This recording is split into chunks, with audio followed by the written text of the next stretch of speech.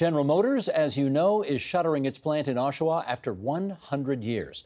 It's a tough hit for the place known as Canada's Motor City and the employees who will be out of work by the end of 2019. But it's not the first or last big disruption in this province's auto sector. As with most manufacturing, change is fast and insistent.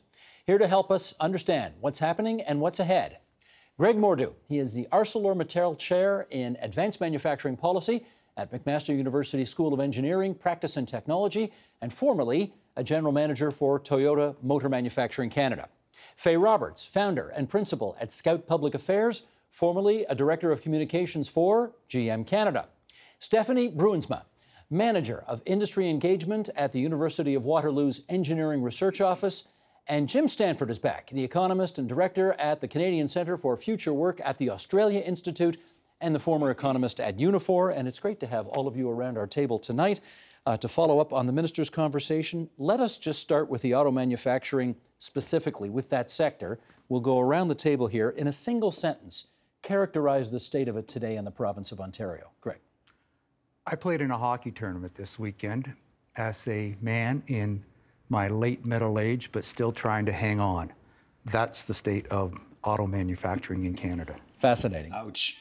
How do you feel? I'm hanging on. You're hanging on. Okay. Faye. I would say some significant headwinds, but there's a lot of opportunity for Ontario and Canada with the industry. Stephanie. I'd say that we're getting ready to pivot, and I'm really excited about this new pivot we're taking.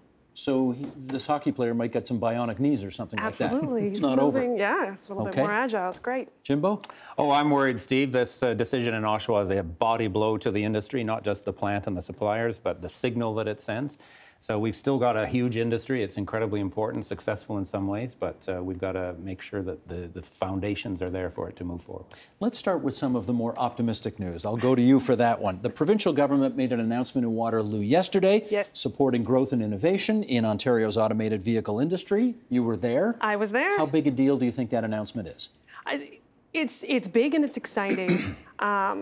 It was formulated around, removal of red tape. But what it means for researchers and for consumers alike is that everyone's able to get a little bit closer to that autonomous vehicle stage. So it's an exciting time for technology. It's an exciting time for advancement and innovation. It was a great announcement, and we're looking forward to moving forward with. Do you know what that future looks like? Well, I can't predict. But I can already see, if we look at the past and see how technologies move forward, we're certainly at a point in time where advancements in technology are being readily accepted by the greater population. But the other thing I think we need to pay attention to is our youth. Many students that I go to school with, or have gone to school with, or work with, they're not interested in driving. Like kids of 50 years ago. They're not interested in owning their car. They're interested in texting. They're interested in staying connected with their friends. And if you tell them a car will drive you and allow you to do all the things you already like to do, they're on board. That's great, Steve. And then the good news there is they're still going to be in cars. So, whether they're driving themselves or someone else is driving it or a machine is driving it, fine. But it's still a car. So an investment in the programming and everything that they're going to do in Waterloo and the technology of self-driving cars and everything else, fine. But where are the cars going to be made? We're still going to be driving in cars. And the jobs and the economic activity associated with making those cars, however they look, vastly overwhelms whatever jobs are going to be created in Waterloo to program some of these new technologies. Well, I wonder, are you a bit of the personification of what you're talking about, in as much as, what were you doing at age 16? Oh, I was definitely driving. Where were you working? I was an automotive, so I was working at Wendell Motors as an apprentice auto mechanic, a lube tech. So I was working in the garage. What city? In Kitchener, sorry. At age 16? At age 16. You were a lube tech? I was a lube tech. What are you doing now?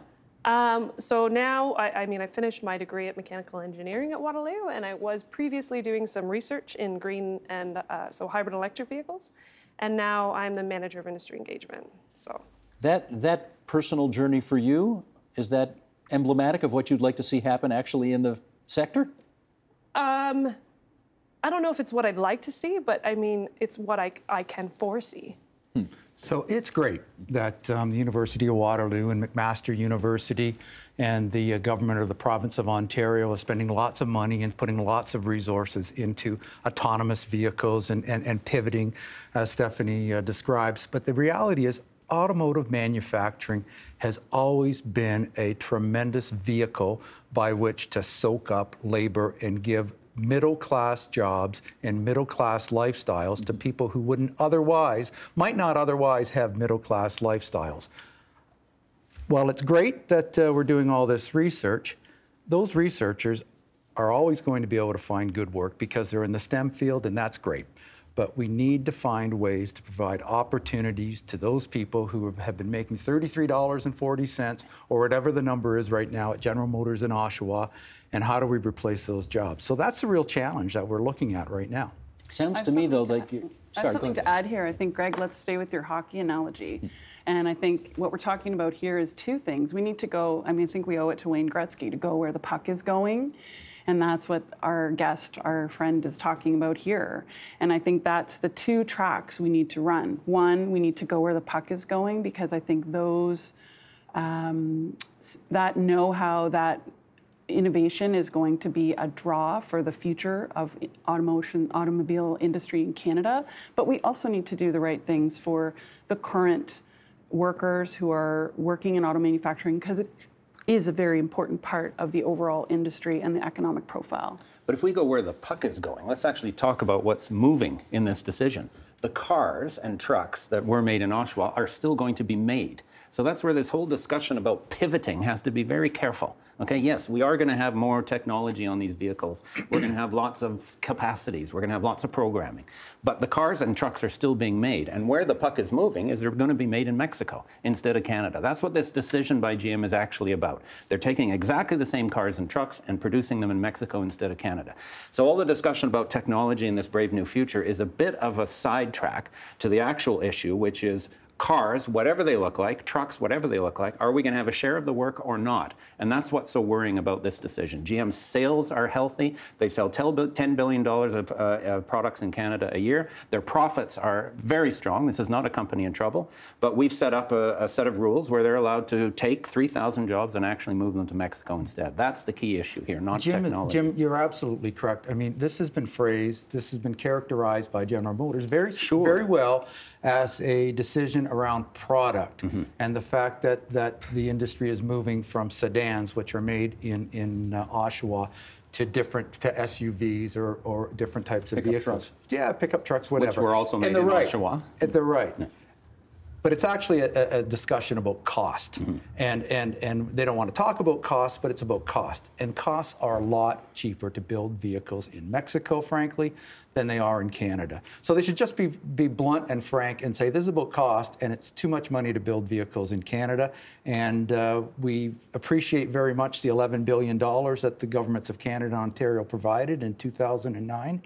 But the requirements or covenants that we signed at that time are expired, and we are out of here. I need to ask the former head of public affairs for GM Canada whether that is something you can imagine coming out of the mouth of a GM corporate executive. Well, that bluntly. Well, I don't think it would be phrased like that, but I don't think there's been any desire or attempt to not talk about the support that was received by the Canadian Ontario governments at the time in 2008. I mean, the company has made it very clear, abundantly clear, the appreciation, and has lived up to all of the commitments that were made at the time. And so I think we need to be realistic and look at the facts and say every corporation, every entity, every organization has to make decisions based on the facts of the matter. And but it sounds that's like, what the company is doing. I hear you, but it sounds very like Greg is saying, it's almost like I thought I heard you say General Motors should just come out and say, look, they'll work for $5 an hour in Mexico, not $33.40 an hour in Oshawa. That's why we're going there. And I understand the decision. This is, if you're making 250,000 vehicles a year and you've got about 30 hours of $60 labor an hour versus $5 an hour labor in Mexico, that's $300 million at a minimum each year as an extra cost of doing business and making cars in Oshawa.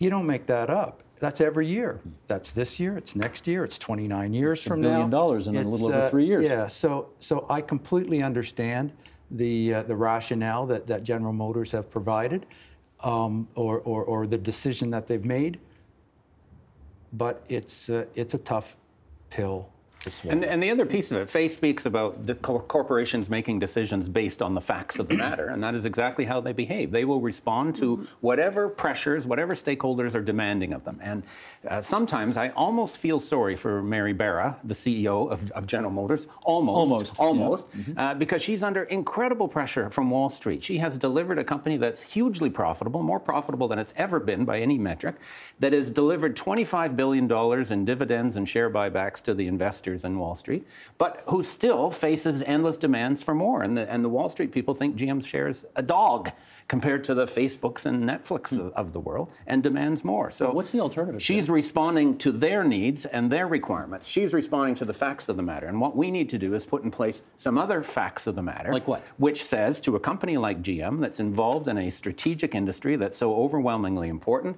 that benefits from public subsidies in so many other ways, GM, you are not going to behave just for the interests of those shareholders. You're going to have some other stakeholders that you're also accountable to, instead of accepting the decision as a fait accompli. The American president and the governor of Michigan are not accepting this as a fait accompli. They are pressing hard with GM. They're threatening GM with actions, and they're talking to GM behind the scenes. And GM has said, maybe we won't close those plants after all. GM has said, we'll talk to the UAW in the next round of bargaining and see what we can do. In Canada, if we keep accepting it as a fait accompli, as Minister Smith seemed to do in the previous interview, GM won't face any such pressure. And we'll see that decision stand. Worse yet, we'll see other companies make decisions the same way. Go ahead, Stephanie. Yeah. If we look at even in the past 15 years, we've seen companies shut down regularly. We've seen automotive parts manufacturers in Kitchener-Waterloo. I mean, I grew up there, but I've seen Lear shut down, Bud shut down. You know, the jobs that you were the dream job when you left high school. If you were there forever, and we saw them go. So to say, to keep GM open for a temporary period of time, like it's inevitable. I believe it's going to go. It's not an academic discussion for you, actually. It's happened in your family. Yes, it has. Tell us about your dad. So my dad was a welder at Lear Seating before it shut down. And so I saw that firsthand. I saw, you know, he was in his 50s when they let him go, and the transition was really difficult because it was layoffs.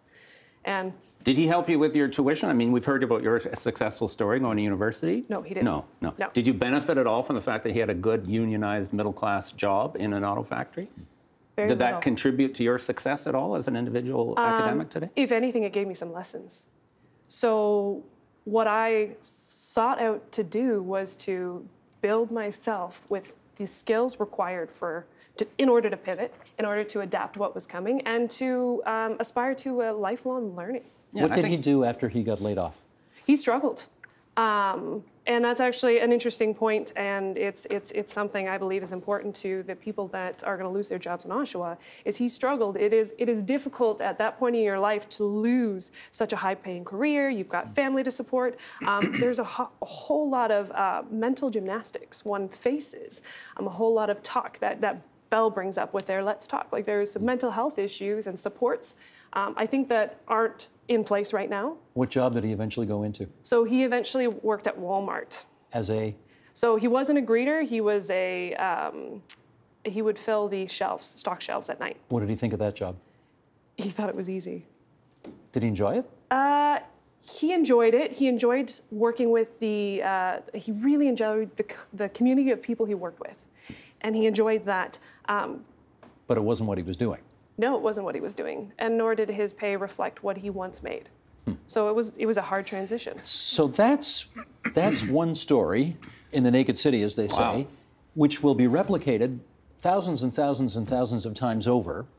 Can we start talking about retraining? I don't know what retraining your dad ended up getting. Okay. Well, so let's talk about that. Let's just tease this out a little bit, because Faye, you're correct, and talk about we're pivoting. But we're not pivoting to a single track. We're trying to maintain our way down two different tracks, because the track on autonomous vehicles and AI and all of those acronyms that get attached to the industry. That's one track. That's a track for STEM grads. That is not a track for a 53-year-old laid-off person from General Motors. They are not going to retrain to stay in the new auto industry of autonomous vehicles and AI and those wonderful technologies, unless we're going to be making autonomous vehicles or making or vehicles through different types of technology. That they can do. That they can do. That they can do. But it's two tracks, and we need to be honest with ourselves. So I have something to add, and I think this is important. This is the piece that I think there's opportunity. And again, these are very difficult stories. And in my life, I was there during the downturn in 2008 and 2009. And I can say there's nobody in the company, there's just no one beyond the company people who wants that facility to succeed more. I mean, their interest is served by having it succeed. But, you know, I think it's interesting, and we should not ignore that the company is spending a lot of time and quite a bit of money with that double track for the people who are affected by losing their assignments in the Oshawa car assembly plant. And again, is it what they would have preferred? Is it what the people would have preferred? No, but we are where we are, and you know, we have to move ahead, and I think that is a sign. And there's a number of other employers that have stepped forward. They've identified over 5,000 jobs.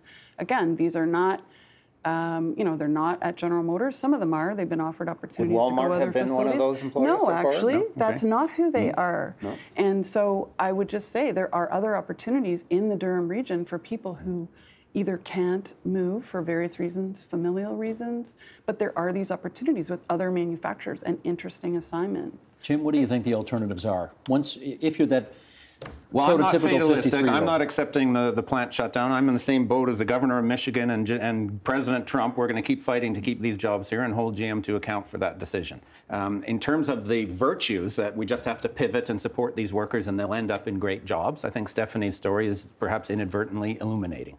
The academic research on what happens in an industrial restructuring like this, if in fact the plant does close, about a third of the workers end up dropping out of the workforce altogether. About a third end up in precarious low-wage jobs, such as the position at Walmart, and maybe a third of them, with support of retraining and their own gumption, end up in jobs that are somehow comparable to what they had. So that's what we're facing at Oshawa, to be realistic. Yes, we should support people with as much retraining assistance as we can in any event, but to hold out retraining as the solution to this problem is deliberately misleading. We have to take a deliberate strategy from the Ontario and Canadian perspective to say we are going to keep jobs like this here in Canada, and retraining in a way is an easy out for both the executives and the politicians to say there's nothing we can do about it, but we'll support you. How do you force a private company to continue operations in a place it doesn't want to be? Well, funny enough, we did exactly that with General Motors and with Chrysler in that 2009 restructuring. No, but we bought them, that's why. We put money in, and we said, in return for this, you've got to keep a certain footprint. So is that the template we should be using here? We even had a share of equity in both of those companies. Is that what we should be doing here? The problem was we let it go. With that template requirement or footprint requirement expired, and the government went back to the traditional language of free trade and free markets, and companies will do what they want. We had other methods in the past, like the auto pact. Faye. So I think we need to keep in mind, too, that the federal and Ontario governments became investors. And in those discussions and in the outcome, it was very clear that the goal was to make the company sustainable, profitable, and sustainable.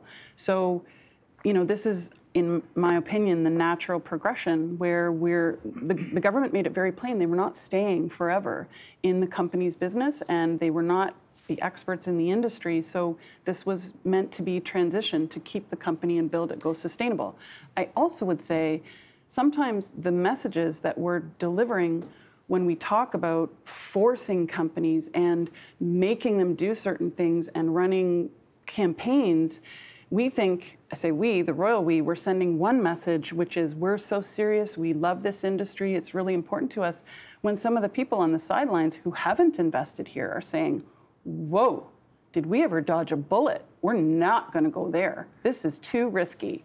You know, Jim and I have spent a good chunk of our careers disagreeing with each other, so it pains me to say I actually agree with you, Jim. In what aspect? Well, and I'm not sure a campaign is the right way to go or the right way to even characterize what should be done.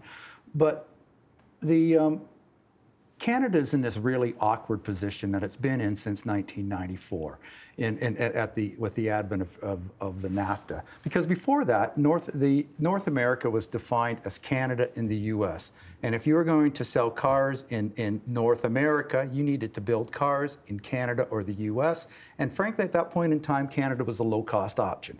The US was the big market, Canada was the low-cost option. Mexico entered the party in 1994. Mexico becomes the low-cost option. The U.S. is the big market. Canada's left saying, gee, what do we do now?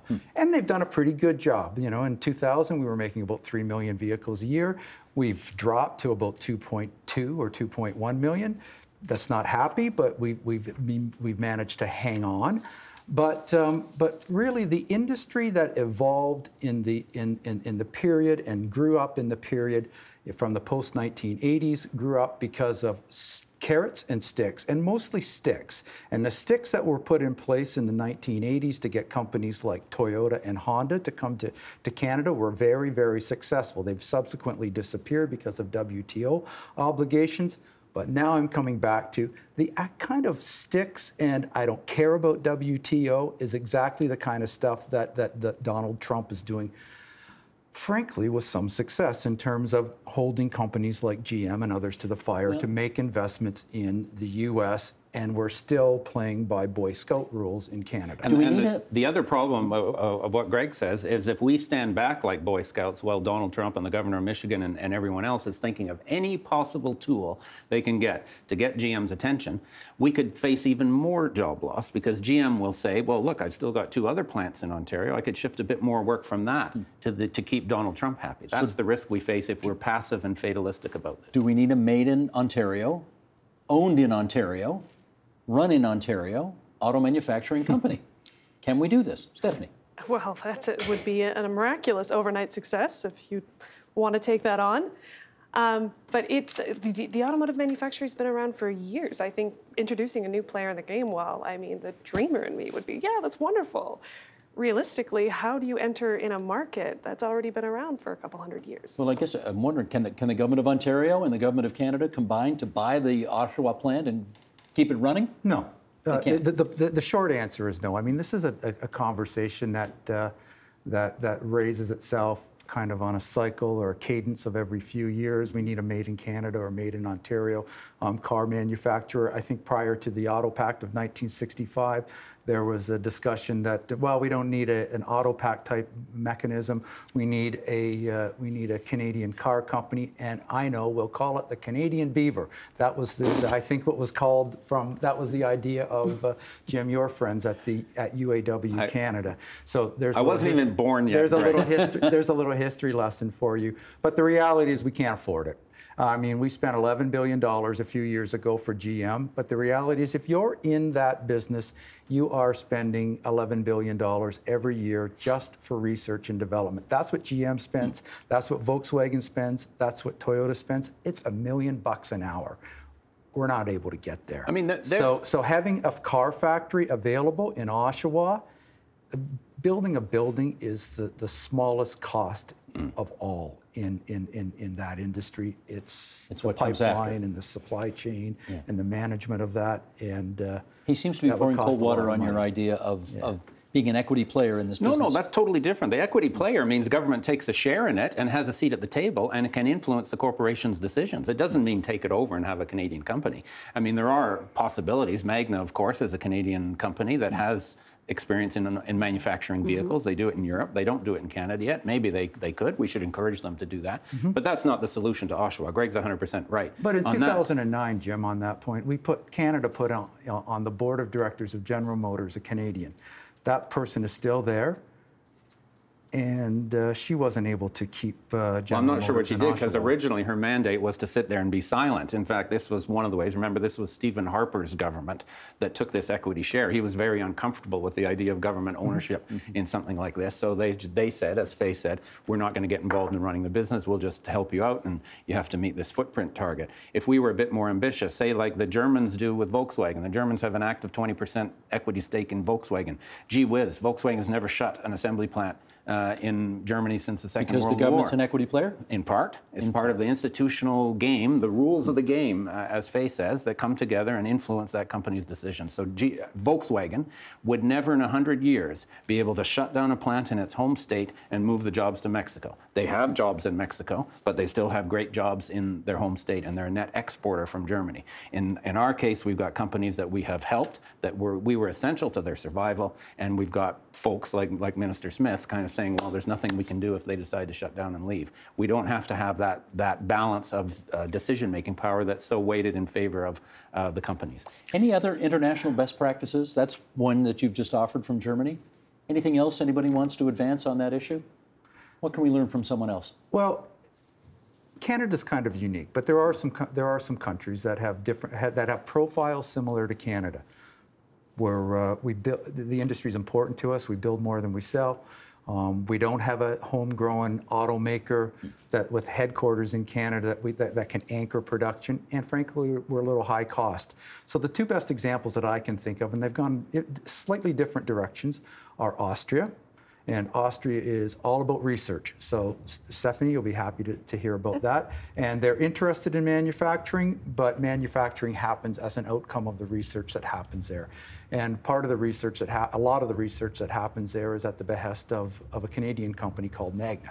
The other direction is Spain.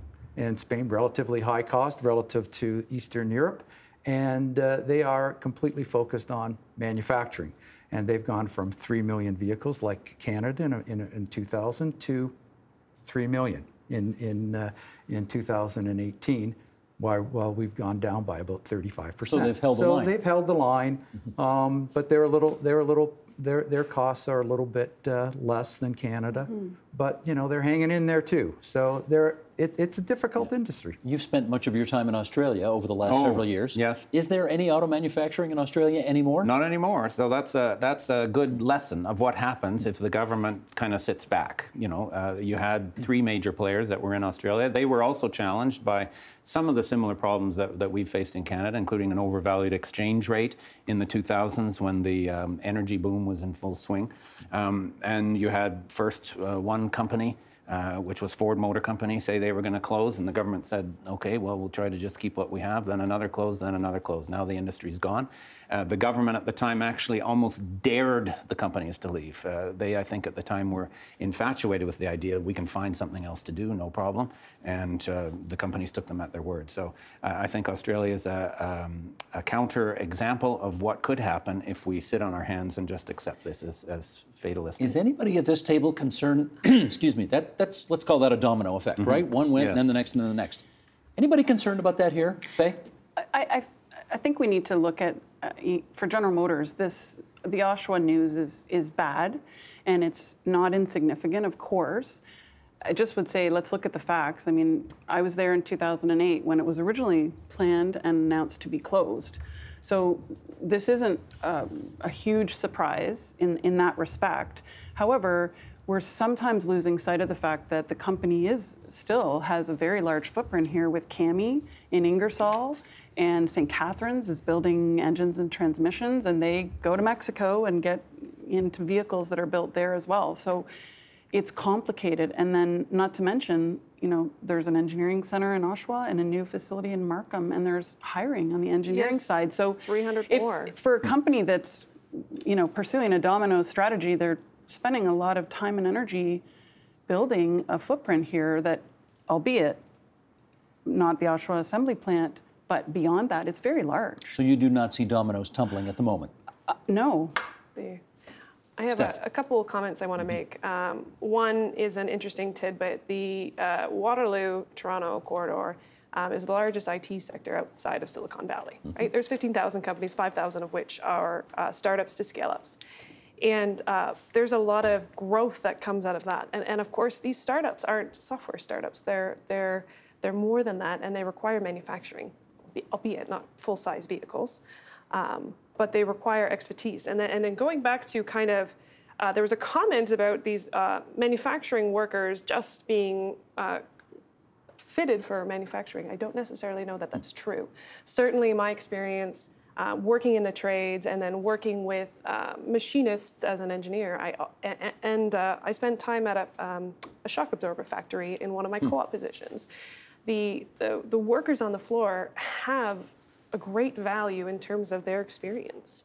And there's other fits for them other than making parts at a plant. Well, can we do another example of this? You're a Kitchener-Waterloo person. Yes. Maybe the most famous company ever to come out of there is Research in Motion. Yes. RIM, BlackBerry. Yeah. As it has become can I say this, a shell of its former self? You can absolutely say that. What's happened to all the people who used to work there? You know, it wasn't until this role that I've actually got to see the other side of it, and perhaps what's contributing to me being so optimistic about things is, so I saw firsthand. I mean, I had family members that worked at RIM. I had a lot of friends that worked at RIM. A lot of people worked there.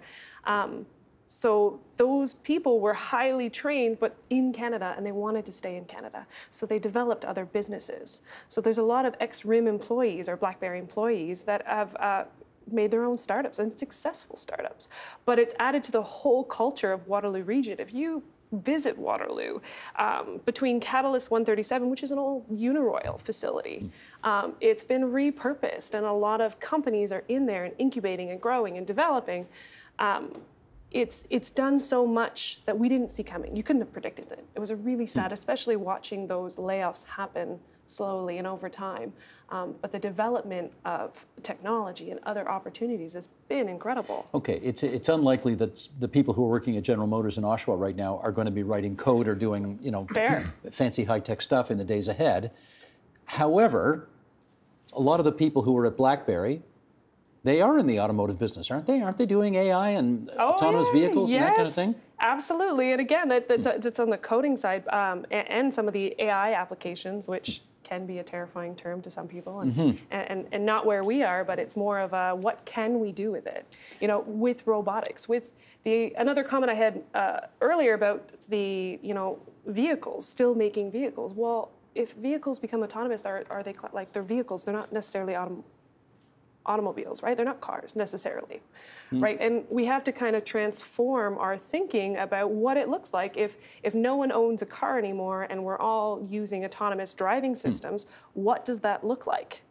In which case, in the minute we have left here, do you want to kind of gaze into your crystal ball and see what the automotive sector in this province looks like 10, 20 years down the road? Well, if this was purely a discussion and conversation and companies made decisions purely on the basis of what is the cheapest place for me today, Canada would have been out of the game a long time ago because we haven't been the cheapest place in a long, long time.